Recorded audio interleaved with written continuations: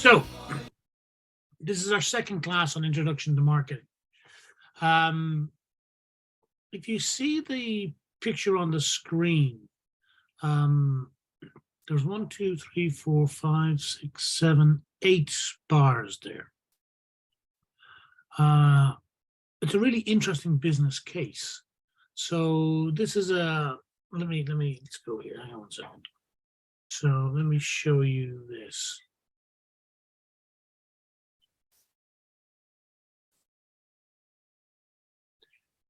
So, Fulfill is the brand, and this is the brand here, Fulfill, and they're vitamin and protein bars. Okay, so sorry, let me just marketing. Okay, so for some reason the thing isn't loading properly, so let me just try one more time. Okay, that's not good. It should be loading better than that. So our bars, let's see what our bars, see full range of bars. So chocolate salted caramel, chocolate peanut and caramel, chocolate brownie, bit of flavor there, white chocolate, peanut and caramel, dark chocolate salted, top 5 in a box. Chocolate peanut butter, we have chocolate peanut butter up here. We had white chocolate, peanut and caramel, white chocolate and cookie dough, chocolate and caramel and cookie dough, mint chocolate, etc., etc., etc. Crispy chocolate caramel. Even got your merchandise there. Okay. So, what is this all about? Well, we might see it better if we look on Instagram, actually. They're all lots of chocolate, right? Lots of chocolate involved. This is their Instagram page. There's a chocolate caramel. Lots of chocolate salted caramel. And there's a picture of the bar itself. So it just looks like an ordinary snack bar, doesn't it? Like you might confection candy, candy bar you might buy in a store, right? Yeah. Okay. Except low sugar, caramel goodness, 100% crispy, 150 calories, and Moorish chocolate coating. More as in more. Let's see what else we got here. Active individuals should have 1 to 2. So let me just replay that.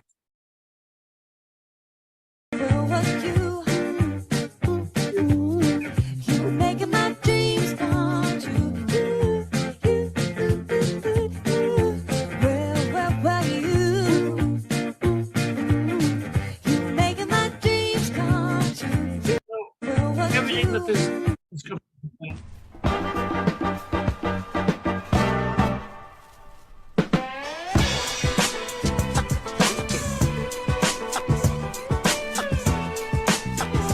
Everything this company is about is trying to tie in with healthy foods. Okay, healthy. So I don't know who this athlete is. Lena Runs. Must be one of the athletes. I'm not sure if she's Irish or not. So the reason I say that is it's too busy. Okay. So let's get back out of this and let's just go back to the website. Shop online now. So not there. Okay, that's you can buy your bars there.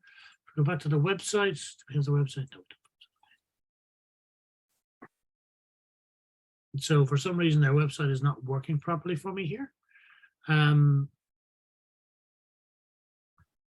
why am I showing you all this? Well, let me go here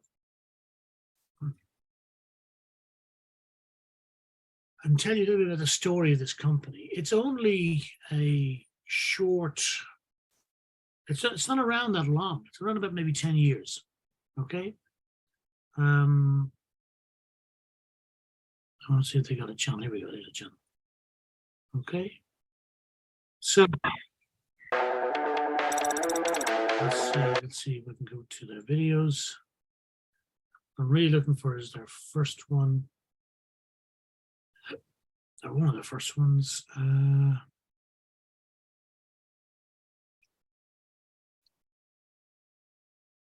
Yeah, this one here. Why should you use Miro? When you draw on a whiteboard, no one sees it. With Miro, you plan together in real.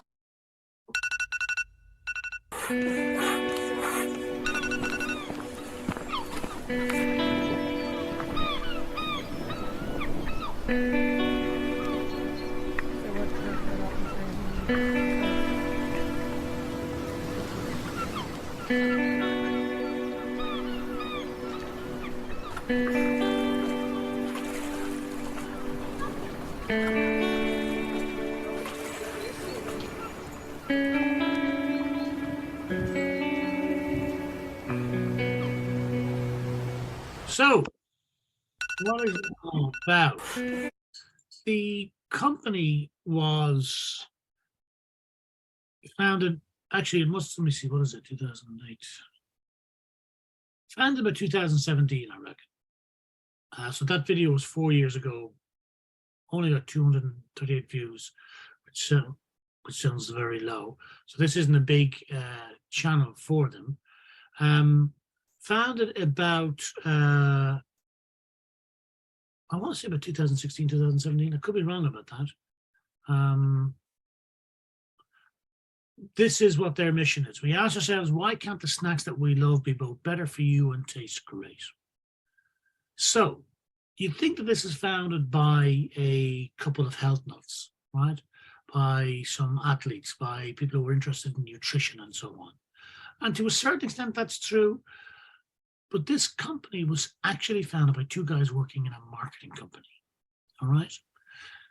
So I'm not saying that they went into doing various bits and pieces, but they were basically founded by a couple of guys working in the city center who worked for a brand company, you know, advertising, marketing, all that sort of stuff, who had this question, who sort of realized at that time that there were lots of sort of snack foods on the market and healthy snack foods and everything else, and playing on the virtue of protein or roughage or whatever, and you know, all these kind of healthy snacks on the marketplace. But they all tasted not great, okay? And that was their central question. You know, what if there was a product that actually tasted good and was a healthy snack? Or even, what if we could make it a nice tasting, healthy snack or product? And what they realized just by asking that question was that there was a gap in the market. There was a gap in the market. There was a growing market for healthy snacks.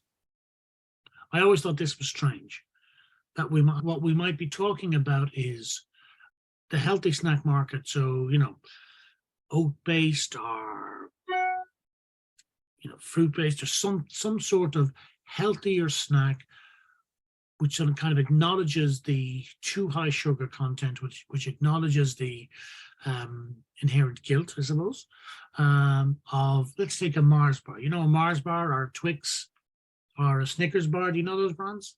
Do you know Mars bars?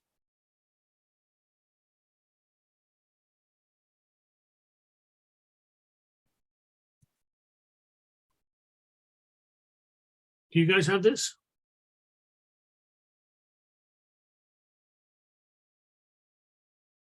Yeah, okay. Our Twix.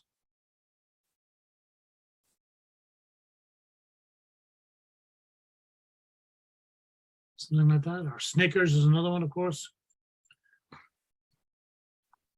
We'll probably talk about, there's a Snickers. We might talk about images. We might talk about, that's a Snickers bar there. Of course, or a Kit Kat. Okay, so you're familiar with these type of bars, yeah? And what are they basically is they're treats, aren't they? They're a bit of chocolate, bit of biscuit, bit of caramel, sugar, and you can't possibly argue that they were healthy for you, could you? Okay. So what about healthy snacks?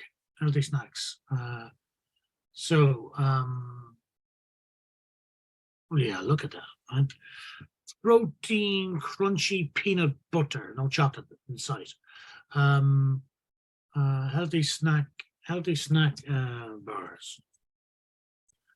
Let me see. Oh, look, more healthy granola bars, DIY bars, healthy granola bars, granola, oats, crunchy. There they all are. Almost no chocolate inside, right? So do you see the problem? They're dry, they're chewy, they're a little bit of work to chew them, to eat into them. So they're not what I would consider, well, what somebody might consider is, a guilty treat. They're playing on the healthy snack aspect, right? Yeah. Okay. So that's where the Fulfill guys came along. And what they decided was, you know what? There's a market for these healthy things and it's growing. So people who are into their gym trips, who are into fitness, who do their jogging or whatever, getting fit and want a snack or at the end of their run or at lunchtime at work or taking a break, but don't want to eat the chocolate because they're into their bodies and they want to be thin or whatever. And there was a growing market for these type of things, but they all tasted not so good, right? No chocolate. So they thought about this and they said, well, hang on a second. What if there was a product that we could position with these people that they could get that guilty pleasure, but we tell them it was a healthy snack, basically, right? So they started to develop the Fulfill bar. And if we go back and we look at, actually, well, let's just go back to the Instagram for a second. So if we look at, these bars, let's just see. Here we've got the Fulfill chocolate caramel. Okay, again, it's all about the healthy aspect. Don't really see the bar, but you're going to see it in a minute. Oh, I'm not seeing it there. Going on. I'm looking for the ones that aren't videos.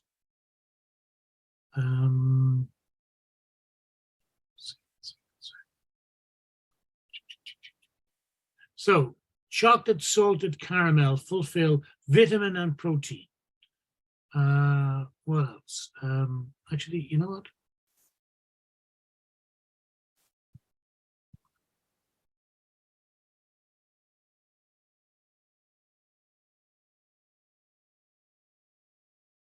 So, here are a set of bars from Fulfill Nutrition bars. Come on, where's the picture?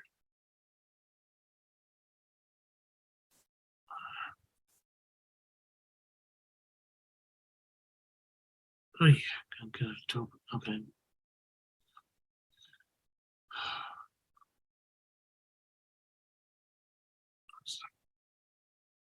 Open image in new tab. Here we go.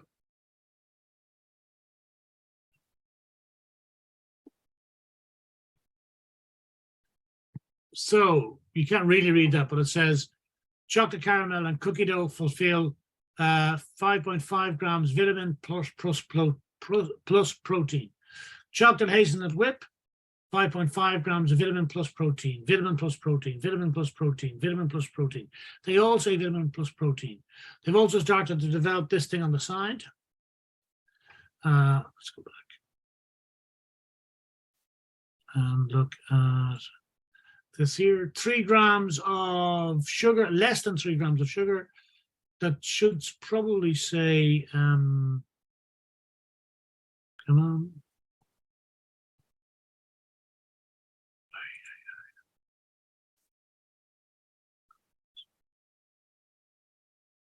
Open image in a new tab.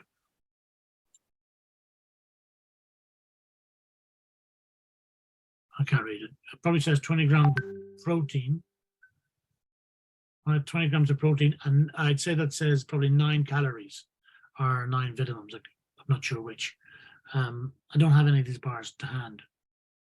Okay, if we go back to for a picture here, there we go. I'll see this one here.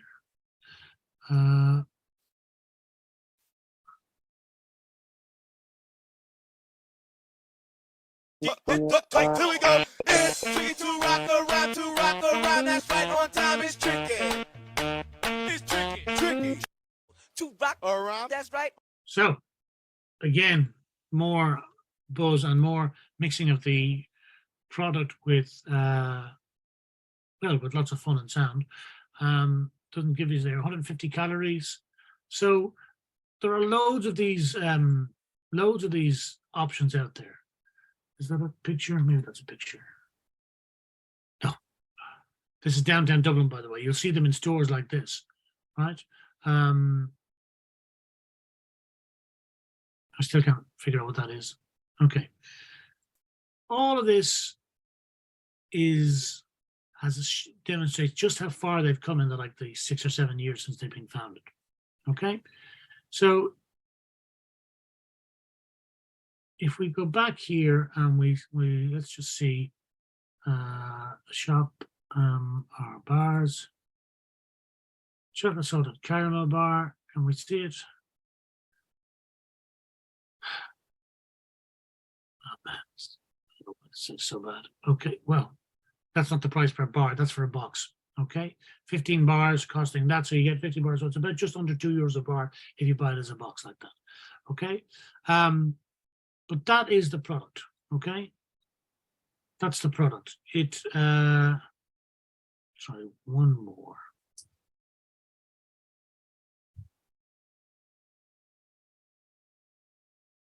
That's a little bit better.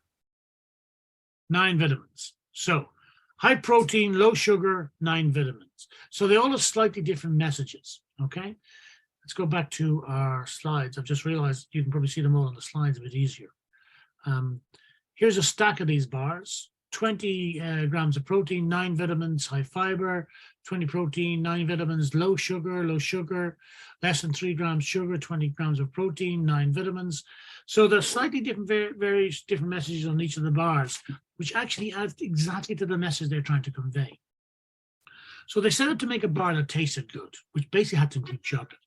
And their idea was if they could get into stores with this product, they would try and capture the people who were looking for those health snacks, but who didn't want the Mars bar or the Snickers or the Twix, who didn't want to be eating crisps, the bad foods, who were looking for something healthy, guilt-free, but if they saw this, that this might be something different and they might try this, and if they could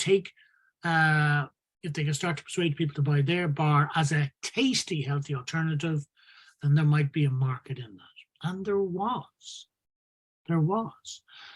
So they thought about this. Who's their customer? The health nuts. What do they want? They want a snack. They want to feel good about the snack. They don't want to be seen eating a Mars bar because they know it's bad for them, but they do want a nice treat. Okay. And kind of they want to be seen. Well, it's not that they want to be seen, but they're going to be attracted by words like vitamins and protein and health food and etc. And they have to be somewhere where those people can pick up those bars and consume them. So they've got to be everywhere, really, which means convenience stores, okay? So they needed branding. They needed to differentiate their bars in different ways. They need to get people to try them. They needed to get into stores. All of this they managed to do. It wasn't easy. It took time, and it was step by step. It was solving problem after problem after problem. They got into stores, for example, by going store by store and saying, okay, the way into and remember, these guys are coming from a marketing business, so they understood placement, they understood branding, they understood positioning in stores. They realized they weren't going to get shelf space off of somebody else because the storekeepers would sell what people are used to sell. So they came up with this idea and they built these cardboard stands, and they were able to go into the storekeeper and say, listen, will you stock our product? We're going to give you a cardboard stand so you can stock our product. It's not going to take anything from your shelf space. In fact, it's going to give you more shelf space, and you'll get to see if our product sells or not. So they had these little cardboard stands that could either sit on the counter or floor stands with these bars in them, that they were able to position the stores with enough visibility that people started to pick them up. That got them into stores. People started to buy them because they saw the branding and they saw the packaging and so on. And they worked on social media, like the video I showed you at the start, with the two people out doing the row boarding, whatever they call it, standing up on a surfboard thing with their oars, out early in the morning, all trying to get across the idea that this is fitness food, this is for athletes, this is for people who are interested in health and fitness, etc., interested in their bodies. And then if you look at the packaging, the packaging says, look at me, I'm a healthy snack. Okay, it says peanut and caramel flavor. It says white chocolate and cookie doughs, which is all nice stuff, right? But it also clearly says vitamin protein bar. It's got the science stuff on it. It's got the little bullets, the 20 grams of protein, the 9 vitamins. I have no idea how many vitamins are in a Mars bar. I have no idea how many grams of protein is in a Mars bar. I mean, it's got to be some, right? I've no idea. It says low sugar. What does low sugar mean? But it looks like a healthy snack, right? It looks like they're tasty. They're not it's not quite the same as a Mars bar, but certainly there's chocolate, there's different flavors. They're kind of chewy, right? There's a bit of work involved. So it's not a bad product at all, but it's not a science-based product. It's a market-based product. It comes from two brand guys who saw a potential opportunity and developed this idea. It's done really well. So started here in Dublin. They built up their business. They then sold a share to, the Hershey company. Do you know Hershey? Big huge American company. I don't know who owns Hershey or whether it's a standalone. So like Hershey bars, yeah. So they sold a 50% stake to Hershey, and which gave them the investment to continue, and also then gave them the way to get into more stores and their distributors and so on, and to get beyond just Ireland.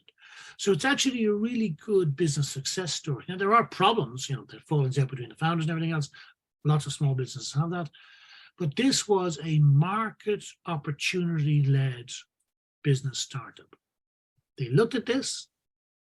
They saw a market that was growing. They saw a potential gap in the market, and they developed a solution for that.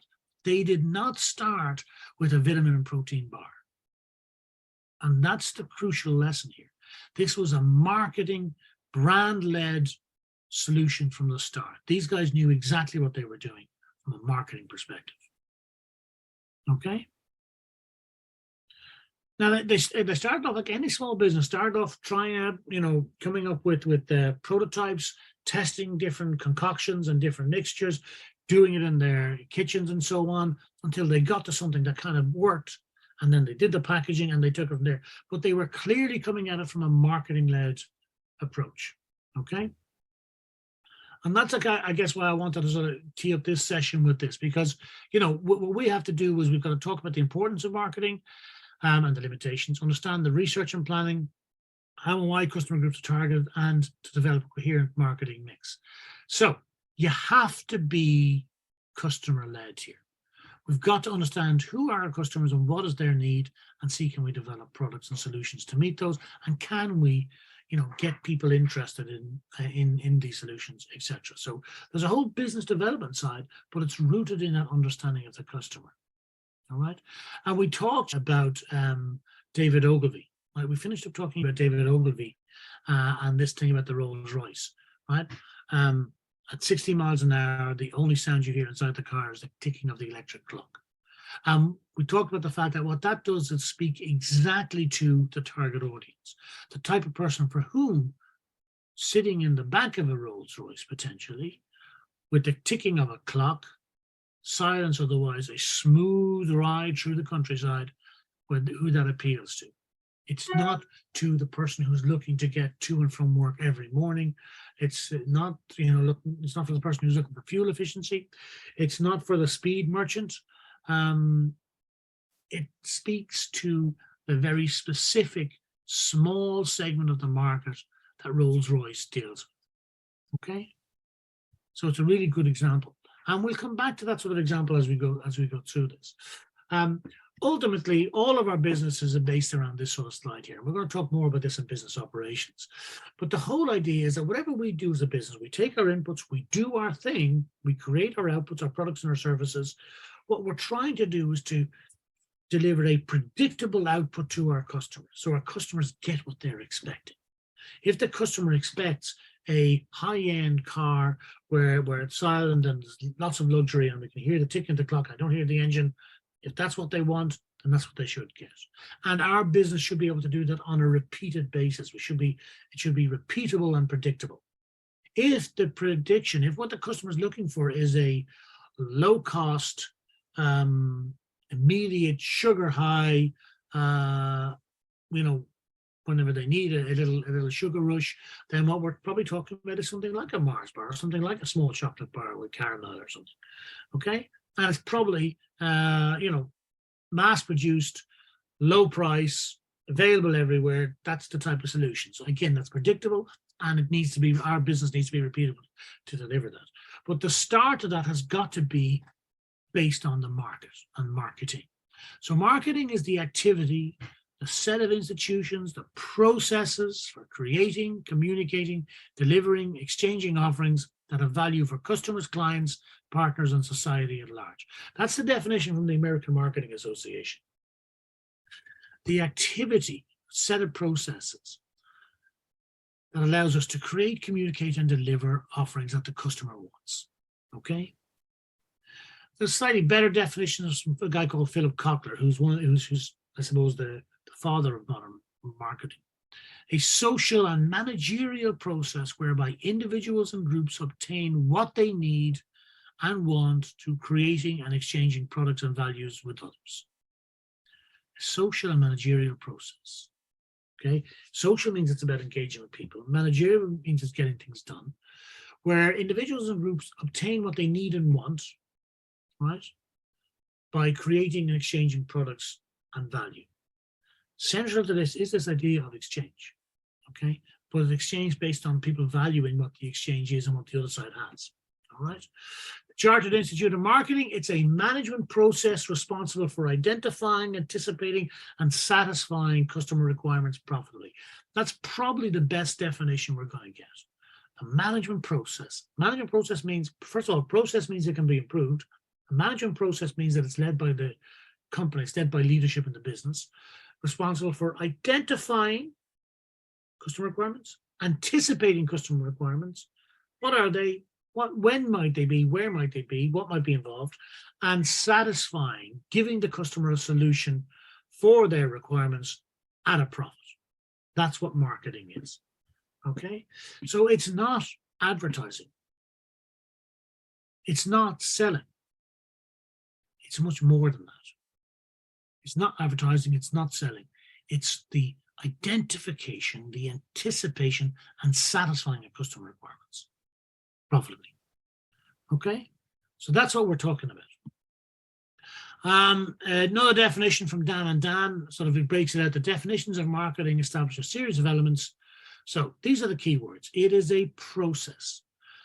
And a process means that there's a start, a middle, and an end. We put some stuff in, we do some stuff, we get something out of it. Okay? There's a process. It absolutely requires planning. We need to plan it out. We need to figure out where we're going. Now, of course, we don't know what the end result is going to be until we do engagement with the customer. But our planning has to have that engagement and research stage, that sort of solution development, prototype, and maybe testing, maybe branding, maybe launch. So when we're getting into something, we do have to come up with a plan. It's from design to delivery. Marketing is not just about selling. It's not just about advertising. It's from way back when we're designing a solution. We should be designing a solution based on interactions with the potential customer. What do they want? What do they need? It involves ideas, goods, and services. So it's anything that people value.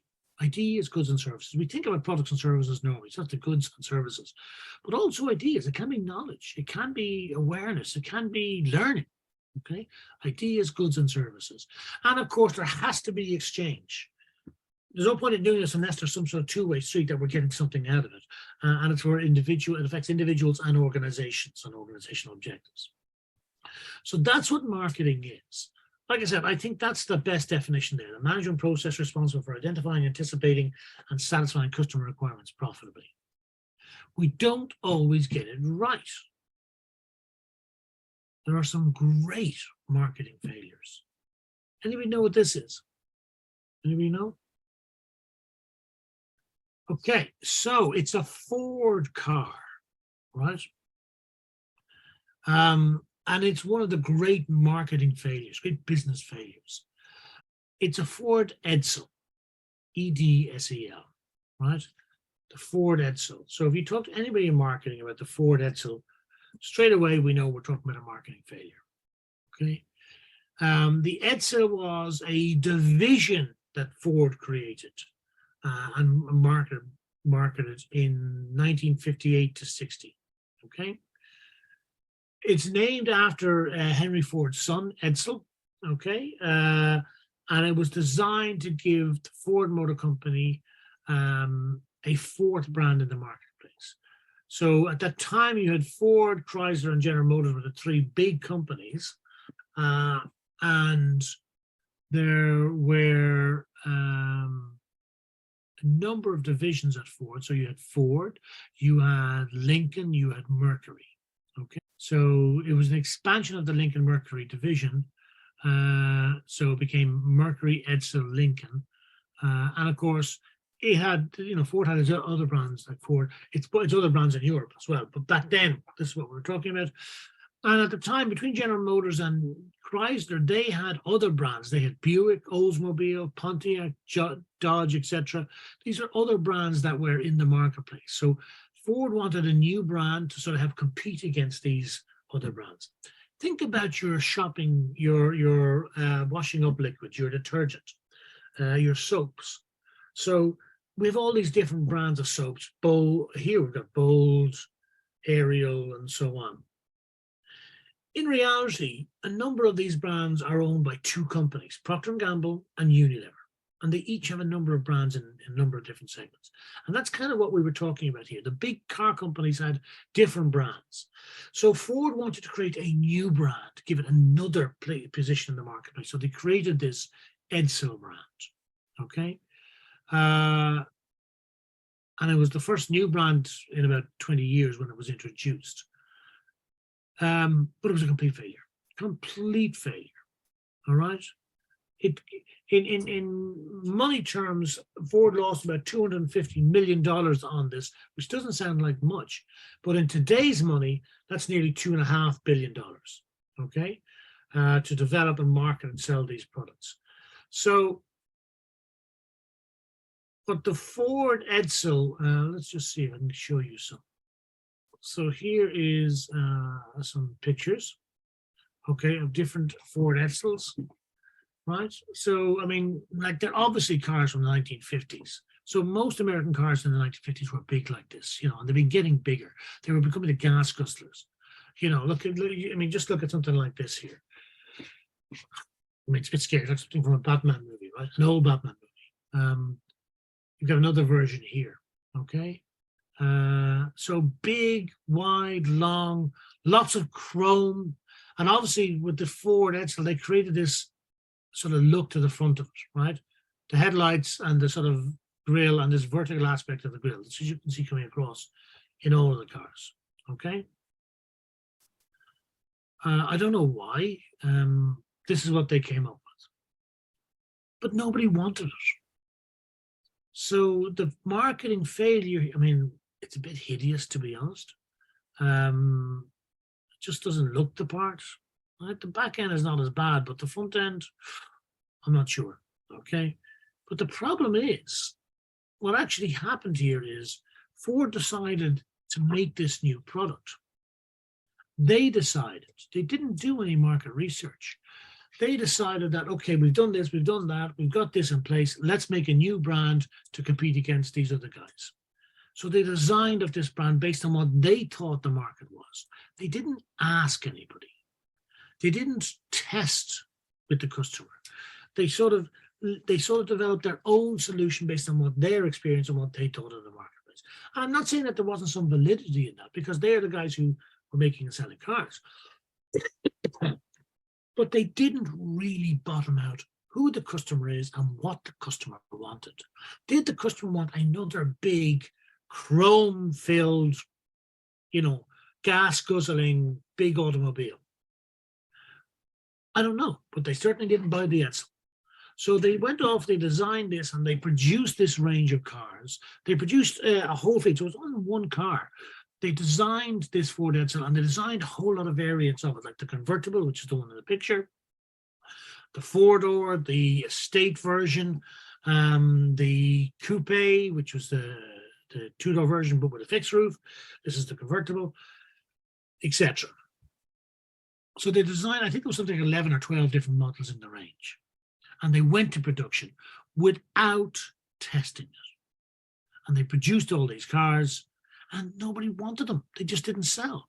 They hadn't stopped to ask the customer. So this definition we have, the management process responsible for identifying, anticipating, and satisfying customer requirements. Well, since they didn't identify the customer requirements, they didn't do any depth around that. Yeah, people wanted to buy cars, to drive cars, that's fine. But they didn't ask them what type of cars. They didn't talk to them about the style, etc. They really didn't fulfill this process. They bypassed part of the process. Great marketing failure, not the only one. And it kind of reflects the fact that they were still in a product orientation mode. So the evolution of marketing theory sort of stretches back to the Ford production line, to the production orientation, back before, in fact, Ford, back into the days of the Industrial Revolution. Okay, when a lot of industry was around clothes and so on. Back then, marketing wasn't recognized as a discipline. It really wasn't thought about. So in the Industrial Revolution, and even up to the early 1900s and the Ford Model T program, the first mass-produced car, it was a real production orientation. Management's focus was all about production. How do we produce more? How do we become more efficient? They're not really paying attention what the customer is. They're not paying attention to styles or anything else. It's how do we do more? How do we do more? How do we do more efficiently? So that was a production orientation. Gradually, they sort of shifted and realized, well, people buy different types of products. So they started moving to a product orientation, okay?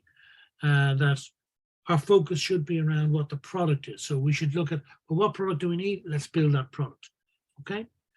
Which is kind of where Edsel, the Ford Edsel, came from. Now, product orientation gives ways to sales orientation, where management's focus isn't on production anymore. Actually, it's how do we drive up sales? And that's the era of the hard sales. That's the 40s, the 50s, and the 60s to a certain extent, right? The product orientation is probably 30s, 40s, 50s, maybe early 60s.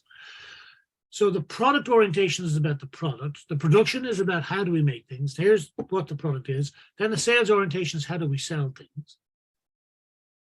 None of those are radically directed at what actually does the customer want. And that's the marketing orientation. So the marketing orientation is this idea of identifying and anticipating customer needs and wants. Okay?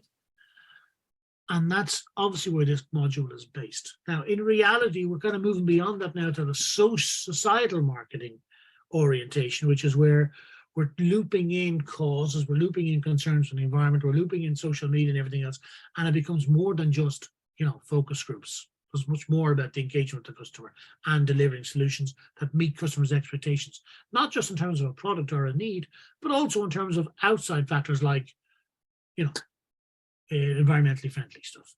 Yes, I want that product, but I want to know that you're environmentally friendly. So that's kind of where we're at the moment.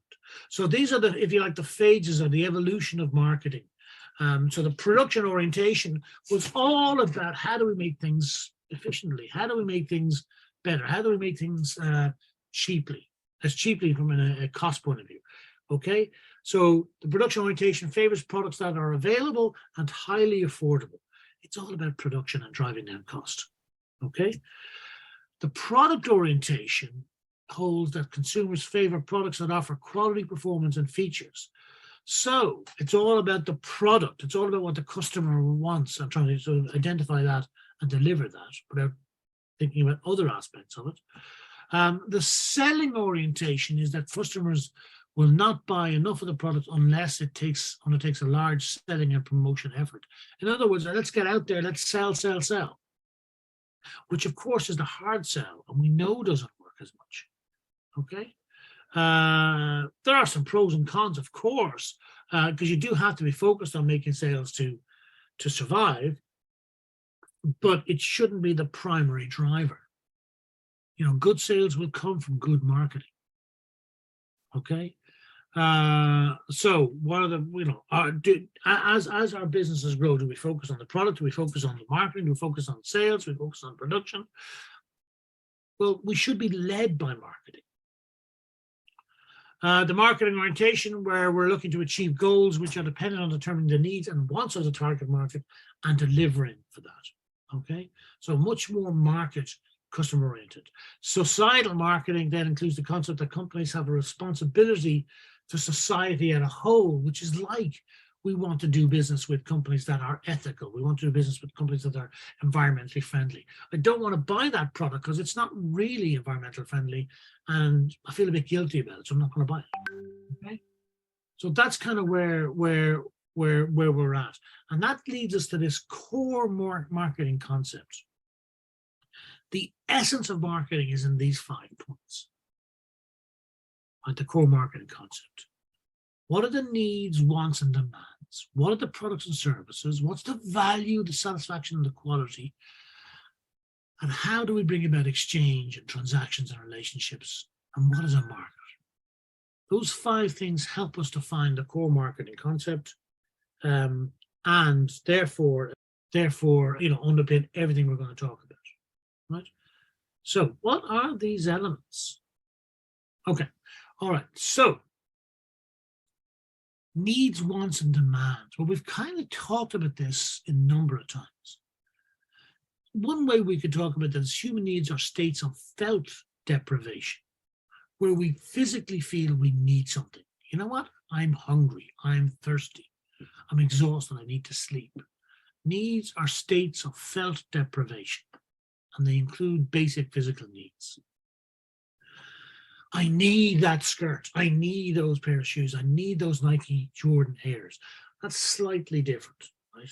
I might feel deprived if I don't have Jordan Airs or Air Jordan, but really I'm deprived if I don't have enough to eat. I'm deprived if I don't have good quality food and nutrition, okay? So human needs are states of felt deprivation, okay? Whereas wants are a form of human needs. Things that we think we need, things that we want. You know what? I'm not going to feel complete unless I get those Air Jordans. Right? I'm not going to feel complete unless I can get that tattoo that says, you know, I'm a fan of BTS, or it says I'm favoring this cause or whatever. So that's a want. So we've got needs and wants. Okay. When our needs or our wants are backed by buying power, we have the cash. That's what leads to demand. So demand is when we have a need or want that we can actually satisfy because we've got the money. We can have needs and they can have wants, and if we don't have the money, we don't have the money. Right? We're not. So if we understand that, that's the first part of the core marketing concept, right? The needs, wants, and demands. So understanding that there are needs, there are wants, and there are demands. They are not all the same thing. Of course, needs are a subset of demands, okay? But not all needs can be satisfied because the customer doesn't have the buying power, doesn't have the trading power, doesn't have something that we want. So that's needs, wants, and demands. A product or a service, okay, is something that we can offer to the marketplace, to the potential customer, to satisfy their need or want, to satisfy their demands. So the first idea is that we have to recognize there are needs and wants. And the second idea is we develop a solution to that. If we identify needs and wants and we realize there's demand, then it's worth our while to develop a product or a service which solves that problem, which addresses that demand. okay? It can be a service, it can be a product, it can be a combination, it can be an experience. So products are not only physical goods and services, they're any solution really. So for products and services, we should read solution, okay? There's a key concept though. It's all well and good to develop a product or a service, but we also need to understand value, satisfaction, and quality. So somebody might have a demand, which is based on a need or a want they have and their buying power, but what makes them choose us or our solution over somebody else's?